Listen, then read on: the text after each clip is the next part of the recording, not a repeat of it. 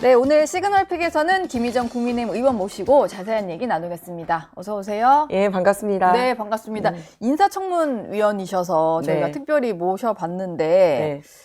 자료가 좀 왔나요? 어제가 마감 기한이었던 것 같은데 추가로 네. 좀 온 게 있을까요? 답이 오긴 와요. 예, 네. 개인정보 제공 동의가 안 돼서 제출하기 힘들다, 이렇게. 아, 예, 제출이 왜냐면 힘들다는 답이 오고 있군요. 예, 네. 왜냐하면 제출을 하는 곳은 이제 기관에서 각각 제출을 해야 되거든요. 네. 예를 들어서 법무부에서는 출입국 기록을 내야 됩니다. 그런데 그냥 아예 안 내면은 또 뭐 안 낸 걸로 처리가 되니까 일단 낸 걸로 처리하려고 어떻게 오냐면 개인정보 동의가 없어서 저희가 이 자료가 없습니다. 이렇게 오고 그거는 답변 낸 걸로 카운팅을 하고 이렇게 하고 있더라고요. 네. 예. 어쨌든 정말로 원하는 자료는 오지 않는 그런 상황 같은데 또 사상 초유로 지금 증인 채택이 불발이 돼서 네. 증인 없이 하게 되는 거죠, 그러면? 그러니까 사실은 그 인사청문회가 말잔치 하자는 거 아니잖아요. 예. 그죠? 그러니까 말이야 뭐 정치인들 뻔드르르하게 얼마든지 할 수 있는데 그러면 자꾸 의혹이다 뭐 이렇게 얘기를 하는 걸 해명을 하려면 본인이 적극적으로 자신의 말을 뒷받침해 줄 수 있는 사람을 사람으로 불러서 이렇게 네. 얘기를 하거나 아니면 공식 자료로 하면 되거나 그러잖아요. 그런데 사실은 그 사람이라는 것도 저희가 아는 사람이 아니라 김민석 후보 본인이 아는 사람들이잖아요. 네. 그런데도 거부를 해요. 그런데 심지어 예. 제가 그 마치 우리 때문에 통과가 안 된 것처럼 막 네. 얘기를 해서 그동안은 사실 여야 간사 간에 이 협상 중이니까 이제 밖에다가 이렇게 얘기를 하는 게 협상을 결렬하게 될까봐 얘기를 못 했던 적이 있는데요. 네. 민주당 증인 요구가 이만큼 많았습니다. 아, 지금 네. 뭐 자료를 또 많이 갖고 오셨어요. 그런데 뭐냐면 예, 흔히 이게- 알려지기로는 네. 이제 뭐 대통령이나 전임 국무위원들 신청한 거는 알려졌었잖아요. 네. 그죠? 이렇게. 그 다음에 내란 배우자. 관련이라고 많이 적혀 있는데 12.3 개헌 및 내란 관련된 인물이 이렇게 근데 여기서 끝나지 않습니다. 표가 되어 있네요. 예. 아, 이거는 어떤 사람들인가요? 다 뭐 내란 관련 관련된 군인들이거나 인물들. 뭐 이런 사람들입니다. 군인 예. 뭐 예. 이제 경호처 예. 뭐 이런 분들에서 다. 여기 한 장에 끝나지 않아요, 다. 예. 막 그런 직위 고하를 막론하고 네. 이렇게. 그리고 뭐 이태원 사건 관계자라든지 해서 사실은 막 이 김민석 후보 인사청문회와 상관없는 사람들 증인 채택을 다 몰아넣었어요. 그러니까 사실은 인사청문 관련돼서 증인 협상에 의할 생각이 없다라는 걸로 판단이 됐거든요. 저도 지금 사실 총리 후보자 인사청문회인데 왜 12월 3일에 개헌부는 이제 얘기하기로는 내란과 관련된 인물들을 그렇게 다 불러야 됐을까? 그게 좀 그리고 의아하네요. 심지어는 한덕수 예. 총리 부인 그리고 네. 김문수 대통령 후보 그리고 말씀드렸듯이 이제 이렇게 알려진 국무위원들 말고 여러 다양한 사람들 또 네. 이태원 사건 관련자들 그래서 우리 간사가 좋다 서로 다 받자 네. 라고까지 했어요. 왜냐하면 서로 다 받아도 어차피 특검이 진행되고 있으니까 이분들은 어차피 한번 특검에 나갈 분들이다. 네. 그러니까 이번 사건과 상관이 없어도 일단은 본인들은 그런 질문하고 우리는 우리가 원하는 증인들과 함께 제대로 인사청문을 할 수 있지 않을까 그랬더니 아마 그렇게 나올지 몰랐나 봐요. 그랬더니 이번에는 표결하자고 그러더라고요. 그래요. 네, 저기는 8명입니다. 저기 제3당까지 합쳐서. 예. 저희는 위원장 빠지고 나니까 4명 남거든요. 그러니까 그냥 기계적으로 그냥 하자. 그냥 뭐 그런 거죠. 그러면은 사실 표결 하나 안 하나 이거는 다 채택하지 않겠다라는 의도가 드러나잖아요. 즉 많은 분들이 우리 당 보고 인사청문회 보이콧 할 거냐 이렇게 물어보는데 네. 이미 저는 김민석 후보와 민주당의 인사청문 보이콧이 장기간 진행되고 있다라고 시작되어 판단하고 있습니다. 왔다. 네. 겉으로는 뭐 하는 것 같지만 자료 제출도 실제로는 이제 제대로 들어오는 것은 없고 증인 협상도 지금 공개해 주신 과정이 있었군요. 네, 다 그렇습니다. 가짜고 했는데 표결로 가면 어차피 이제 안 될 테니까. 그러니까 그런 다 식으로. 하나를 얘기한 거죠. 다 받자. 네. 서로 요청한 사람들. 예. 그랬더니 그걸 안 하는 거예요. 그러면 사실은 자기들이 낸 거는 실제 채택할 의도가 있는 게 아니라 이렇게 나오면 우리가 포기하겠지. 이렇게 생각하지 않았을까요? 반드시 꼭 불러야 되는 증인이라기보다는. 네, 그래서 예. 그러고 나서는 표결하자. 네. 이게 이제 이율 배반적이라는 게 이제 김민석 후보가 SNS에 남겼잖아요. 네. 또 방송에서도 예. 누구든 부르라고. 근데 그러게요. 누구도 안 부르고 있잖아요. 누구든 부르라고 하면서 지금 또 이제 본인이 생각했을 때는 좀 약간 이제 걱정이 되는 사람들은 또 이제 뺐으면 하는 뭐 그런 게 드러나기도 했던 것 그러니까 같은데. 묻지마 청문회, 주지마 청문회, 예. 뭐 가지마 청문회, 뭐 이런 분위기라고. 네. 뭐 이런 상황이라서 일단 증인은 없이 진행이 될 것 같습니다. 그래도 이제 국민의힘에서는 꽤 열심히 자료를 좀 분석을 하셔서 네. 그나마 없는 자료지만 김민석 후보가 좀 본인이 정리한 자료를 또 나름의 네. 다시 분석을 좀 하셨더라고요. 예. 김희정 의원님께서 좀 보신 걸 보니까 김민석 후보자가 칭화대 수업을 들으러 가기 위해서 본인이 출입했던 출입국 기록을 공개를 했는데 그게 네. 원소스는 아니고 네.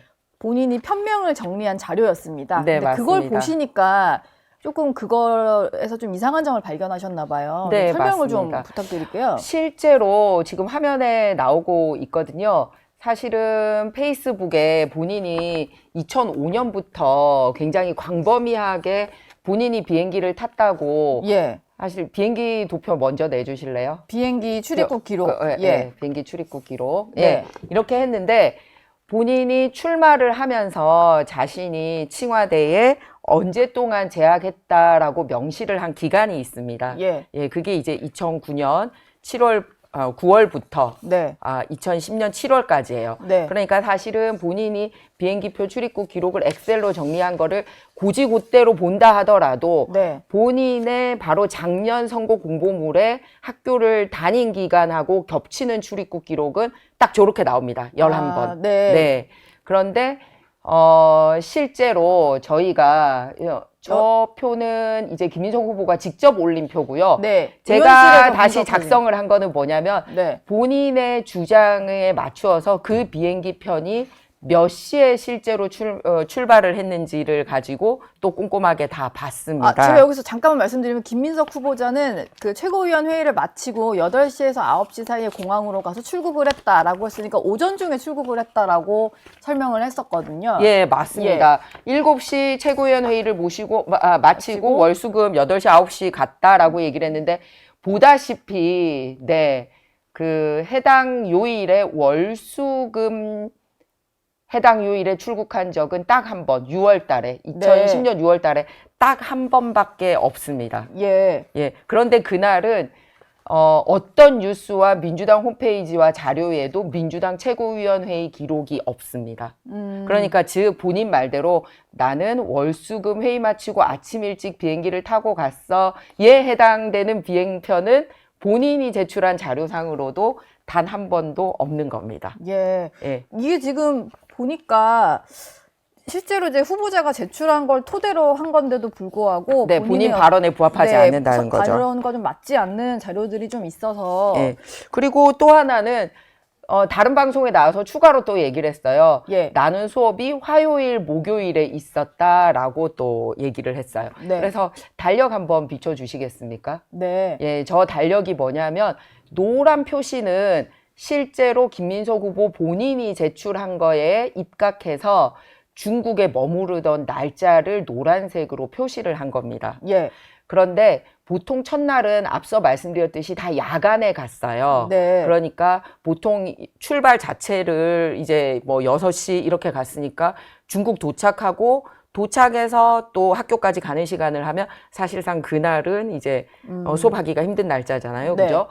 그리고 본인 주장대로 이제 화요일, 목요일 수업이 있었다라고 얘기를 해서 화요일과 목요일 중에 반나절이라도 채웠던 날짜를 동그라미를 쳐봤어요. 네. 몇 개가 예. 쳐져 있긴 한데. 4개. 네. 4개. 4일입니다. 예. 그래서 실제로 중국에 있었던 날을 전체를 탈탈 털어도 뭐 밤에 도착을 했건 뭐 낮에 빠져나왔건 상관없이 탈탈 카운팅을 해도 26일이고요. 그 중에서 본인 말대로 월수금에 간 날은 금요일 하루밖에 없었고 예. 화목 수업에 들어갔다라고 얘기했는데 수업에 들어갈 수 있는 날짜를 좁혀지면 4일밖에 안 나옵니다. 없었다. 예. 그래서 넓게 잡아서 26일로 인정해준다 하더라도 25학점을 어떻게 채우죠? 네. 이게 지금 다 김희정 의원님이 그냥 만드신 게 아니고 본인 본인이 올려놓은 SNS에 있는 자료를 다시 좀 분석한 겁니다. 본인은 결과입니다. 이제 비행기 편을 며칠 날 무슨 비행기를 탔다라고 이제 제출을 했고요. 그러면 그 비행편이 한국 출발 시간은 언제고 도착 시간은 언제고 이런 거를 다 이제 재편성을 한 거죠. 거기에 따르면 이렇게 됩니다. 그리고 실제로는 이제 두 학기 중에 한 학기에 해당되는 날짜는 아예 석 달 내내 하나도 안 가요. 뭐 1월, 2월도 안 갔습니다만 저거는 방학이라고 제가 쳤기 때문에 특별히 X 표시를 안 했어요. 뭐 방학이니까 안 갔나 보다. 3월은 개강인데 3, 4, 5월에도 실제로 간 날이 없어서 이제 X를 치신 거군요. 네, 그렇습니다. 그리고 이제 공식적으로 본인이 자료를 안 주고 있어서 이제 칭화대, LLM 그의 학기의 졸업식 영상, 사진, 페북 이런 거 다 뒤져봤는데 김민석 후보의 모습이 보이질 않습니다. 이거는 근데 제가 좀 궁금한 것이요.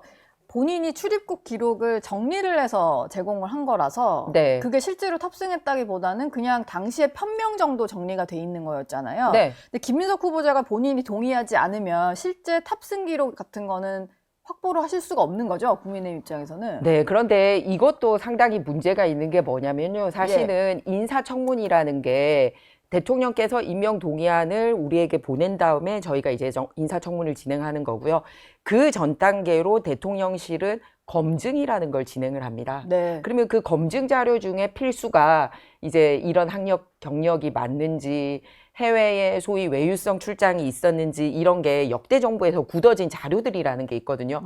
저도 그동안 인사 검증을 앞선 정부에서 뭐 대변인 할 때도 그렇고 장관 할 때도 그렇고 공공기관장 갈 때도 그렇고 저는 3차례 인사 검증을 받아봤습니다. 그리고 그 자료는 과거 김대중 대통령이나 노무현 대통령 때부터 쭉 내려오던 거를 발전시켜서 더 엄격화하는 자료이기 때문에 그게 이번 정부에도 그대로 갔을 거거든요. 그러면은 저 자료는 본인이 이미 한번 검증을 할 때 동의를 해서 다 공식 자료를 냈어야 되는 자료입니다. 그러니까 이제 의문이 드는 게 그럼 이 정부는 검증 안 하고 우리한테 인사 요청한 거야?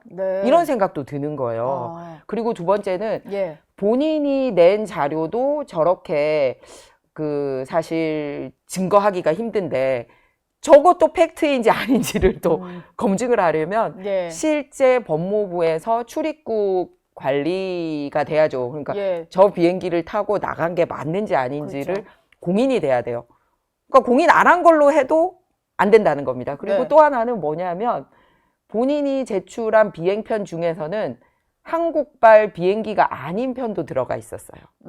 저 날짜 안에 들어가 있는 비행기도 그렇고요. 저 날짜 밖으로 나간 비행기도 그런데 저 마지막 비행기 보시겠습니까?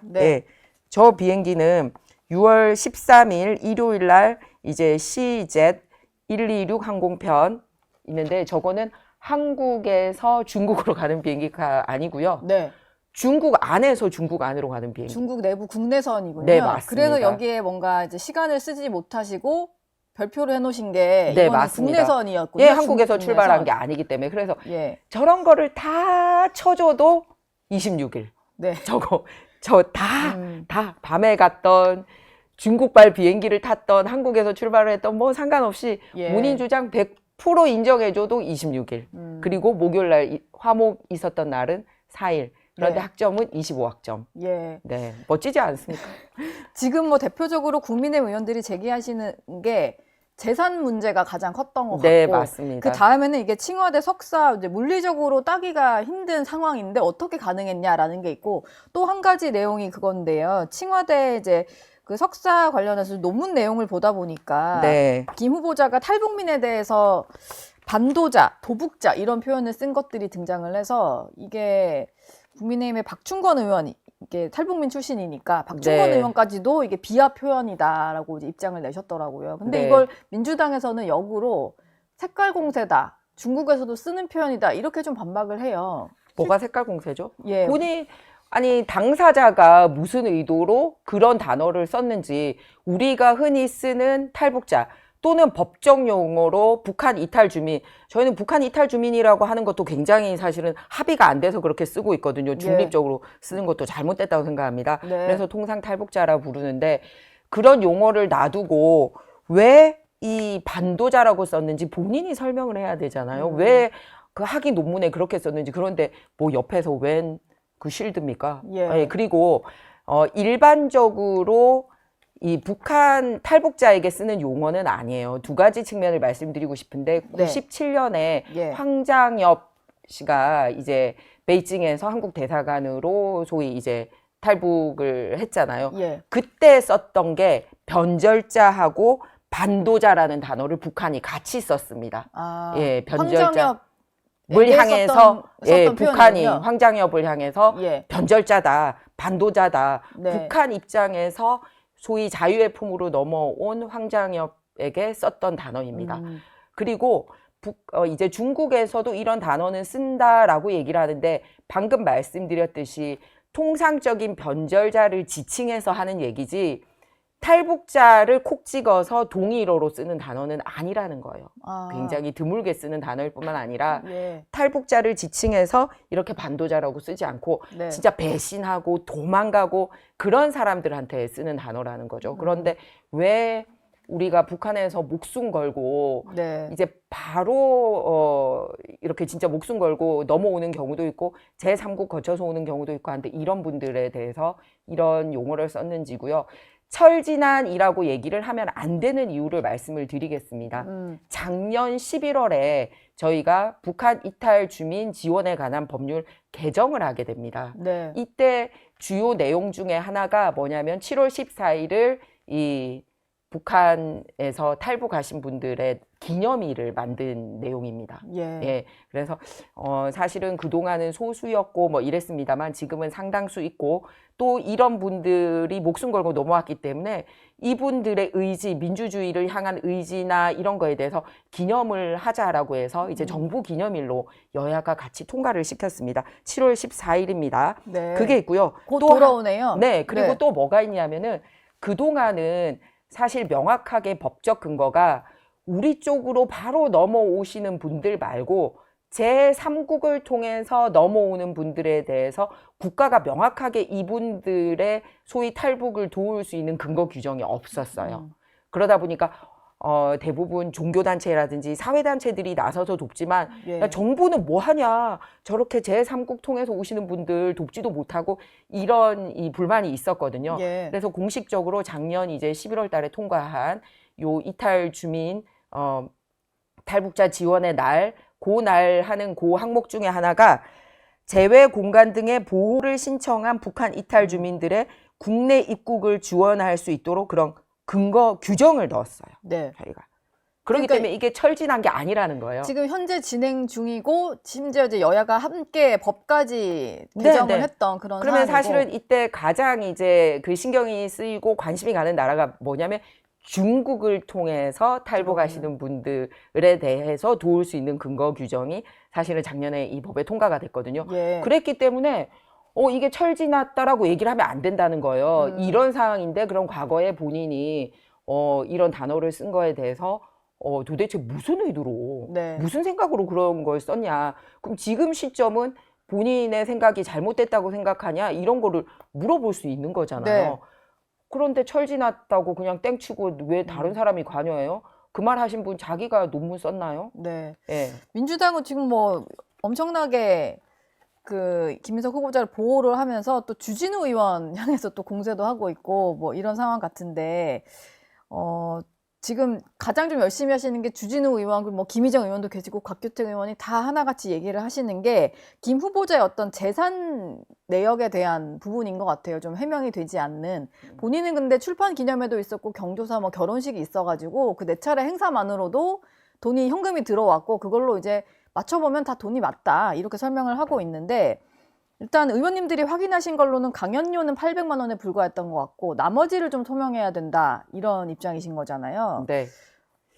그 소명하는 것도 이제 계속 바뀌고 있다라는 겁니다. 해명이요. 네, 그런데 뭐냐면 먼저 좀 짚어볼 부분이 뭐냐면 김민석 후보가 오랫동안 피선거권이 없었던 이유가 두 번의 불법 정치 자금 관련돼서 이제 그 형을 받았기 때문에 그렇습니다. 네. 그런데 그때 등장했던 인물이 이번에 다시 또 등장을 하고 있는 거예요. 그런 이상한 금전 관계에 네. 있어서. 그래서 그게 하나가 있고, 그 다음에 두 번째는 그 금전 관계를 차치하고라도 그냥 플러스 마이너스 수입과 지출.